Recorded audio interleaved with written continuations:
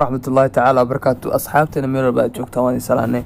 Maanta cashar baan sameynayna, casharkaasoo ah sidee baa u sameynaysaa sawiradan oo kaleeto oo wax ku dhex jiraan kuwan oo kaleeto oo midabkan oo kaleeto leh oo sawir fartiina si fiican oo clear loo arkayo, kuwa kaleetana xoogaa sawirkan oo kaleetana daciif yahay. Kusoo dhawaado cashar.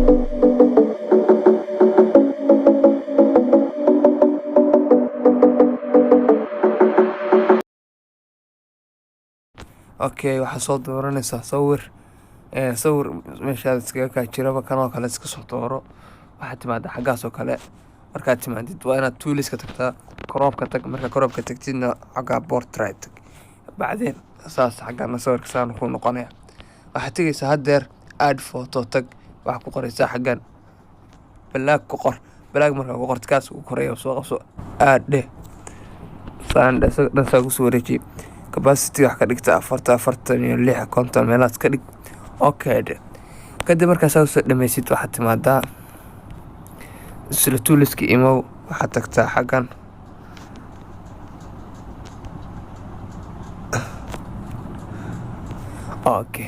okay marka xagga dhameysid waxaad tagtaa haddana text tag.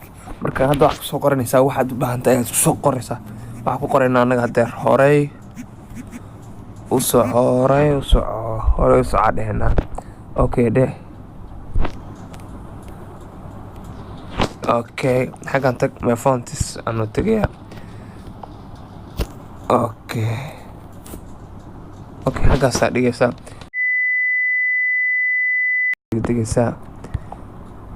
aan hadda buluugana rabaa. Okay, haddana maxaa noo hartay text dheh.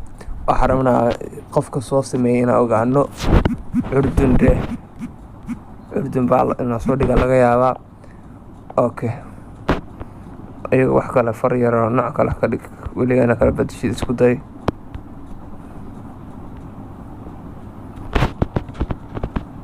Yaree hoos u soo deg. Waxaad timaadaa markaa capacity wadamo farta yariis ka dhig, daciif ka dhig adigo 60. Okay dheh. Sawirkii saas aad ku save garaysanaysaa. Save